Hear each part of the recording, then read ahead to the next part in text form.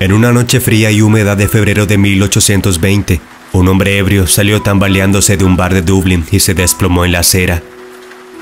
Cuando el hombre empapado y temblando fue descubierto a la mañana siguiente, estaba muy mal. A los pocos días estaba muerto. Así fue que la neumonía se cobró la vida de Dan Donnelly, el invicto campeón de boxeo de peso pesado de Irlanda.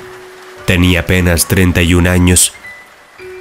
Nacido el 17 de marzo de 1788, el día de San Patricio, Dan tenía 16 hermanos y era hijo de un carpintero. Aunque se crió en relativa pobreza, creció alto y fuerte, y con alrededor de 1,90 m y aproximadamente 200 libras de peso. Era un hombre grande para los estándares de la época. La mayoría de la población en ese momento estaba desnutrida y, como consecuencia, tendía a ser mucho más pequeña y liviana que hoy. De joven, Dan se ganó la reputación de ser un formidable luchador a puñetazos. Se contaron historias de heroísmo como despachador de matones y protector de aquellos menos capaces que él. Cuánto de esto era cierto es materia de conjeturas. Tales historias sin duda habrían servido para embellecer su creciente reputación como héroe local, pero no hay duda de que era más que capaz de cuidar de sí mismo.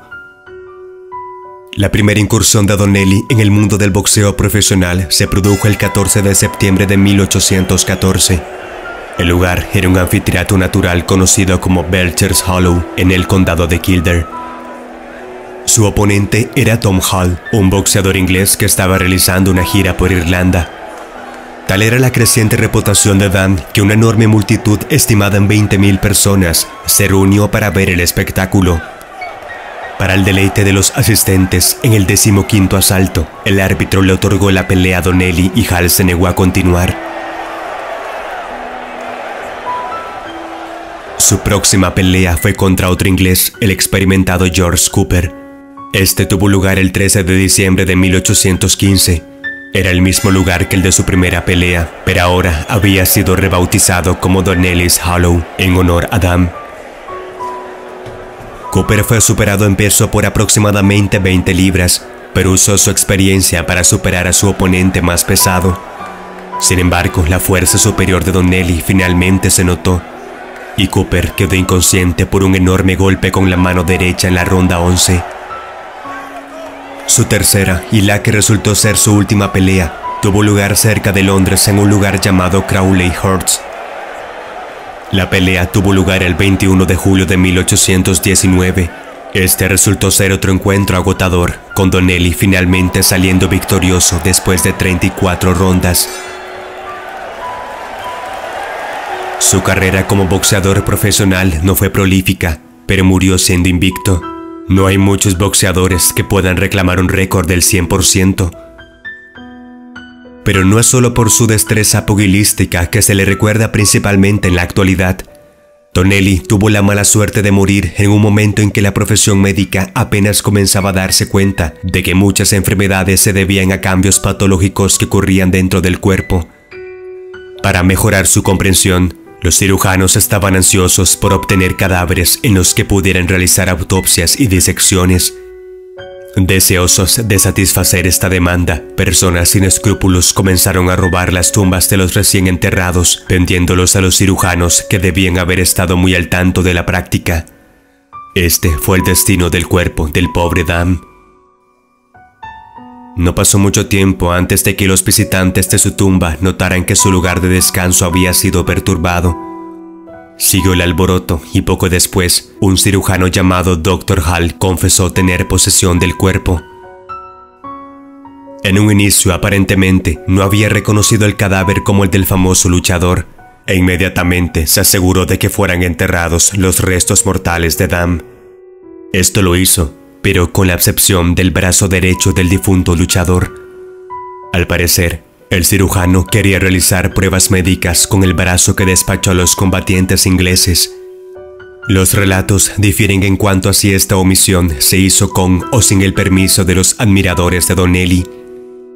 Para preservar el brazo se recubrió con pintura de plomo rojo y posteriormente llegó a Escocia, donde se utilizó como material didáctico en la Universidad de Edimburgo durante unos 50 años. Luego el brazo momificado se vendió a un circo ambulante que exhibió el espantoso artefacto en giras por Inglaterra, esta vez a un tabernero de Belfast en 1904.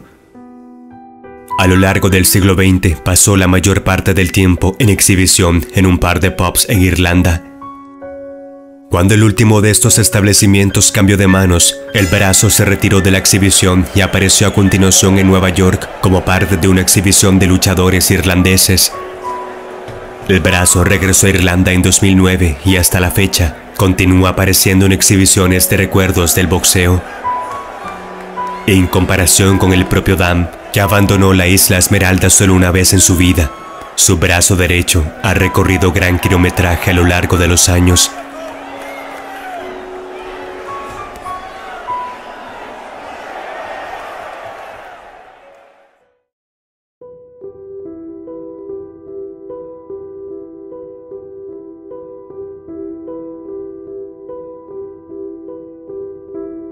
El C.S. Mackay Bennett fue un barco de reparación de cables que operó principalmente en el Atlántico Norte entre 1884 y 1922. Ahora, reparar cables submarinos no es un tema muy interesante sobre el que hablar, estoy de acuerdo, pero es el papel de Mackay Bennett después de una de las tragedias más infames del siglo XX, por lo que hoy se le recuerda. Lanzado en septiembre de 1884, incorporó una serie de características innovadoras. Al ser un barco de cable, se requería una quilla anormalmente profunda para poder almacenar la mayor cantidad de cable posible. Se agregaron quillas de sentina que ayudaron a la estabilidad en mares agitados, a ambos lados del casco, para ayudar a hacer frente al notoriamente traicionero Océano Atlántico. El C.S. Mackay Bennett también fue uno de los primeros barcos construidos con acero. El barco operaba principalmente en Nueva Escocia, pero ocasionalmente también desde Plymouth, Inglaterra, cuando trabajaban cables en el lado europeo del Atlántico. También pudo ayudar en una serie de rescates de embarcaciones siniestradas, salvando muchas vidas en el proceso. Y es por uno de estos rescates que el C.S. Mackay Bennett selló su lugar en la historia. En abril de 1912 estaba realizando tareas de mantenimiento en el cable de comunicaciones de Francia y Canadá cuando fue requerido para una tarea mucho más oscura.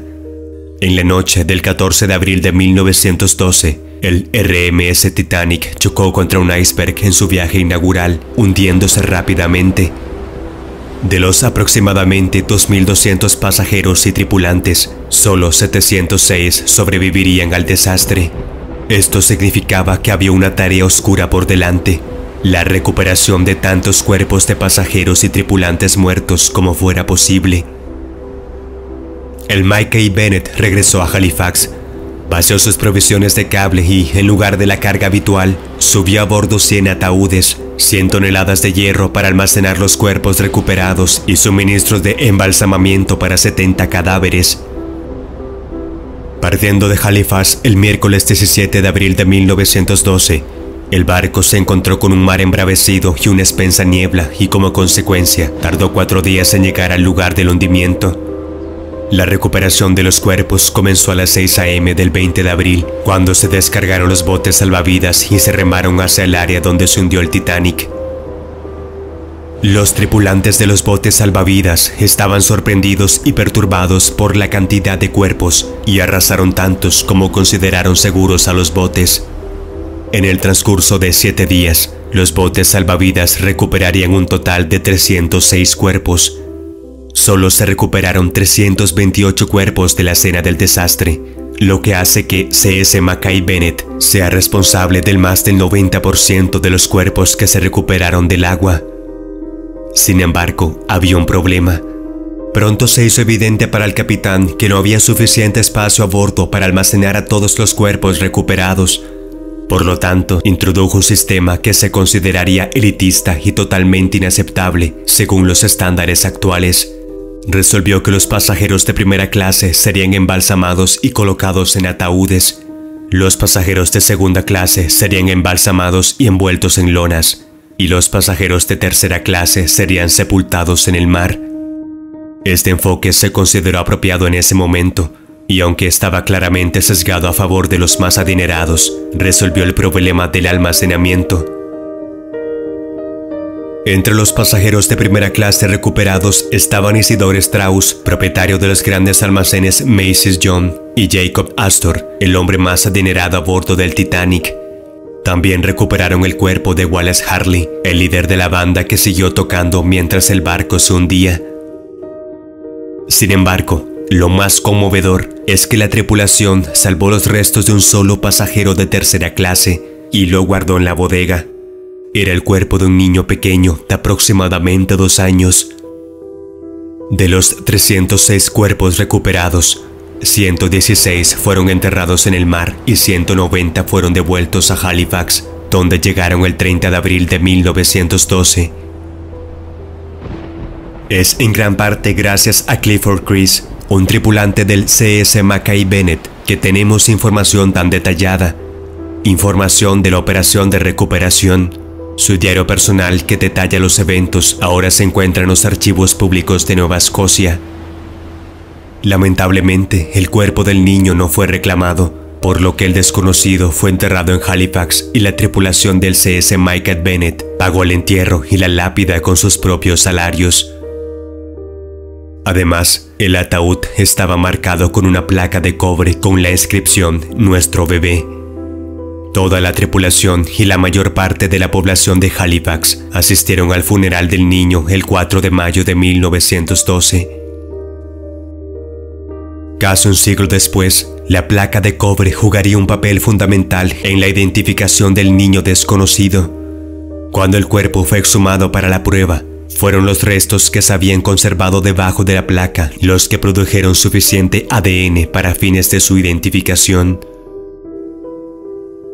El 30 de julio de 2007, se reveló que el niño era Sidney Leslie Goodwin, un niño de 19 meses de Wiltshire, Inglaterra.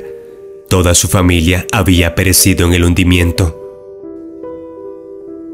El CS Mackay Bennett se retiró en mayo de 1922, cuya carcasa se utilizó como almacenamiento. Finalmente fue desguazado en 1963. Clifford Chris nunca olvidó al niño que había ayudado a enterrar. Durante su vida visitó la tumba cada aniversario de la tragedia. Cuando falleció en 1961, fue enterrado a pocos metros del niño cuyo nombre nunca supo. Esta es la que se conoce como la fabulosa historia del niño desconocido del Titanic.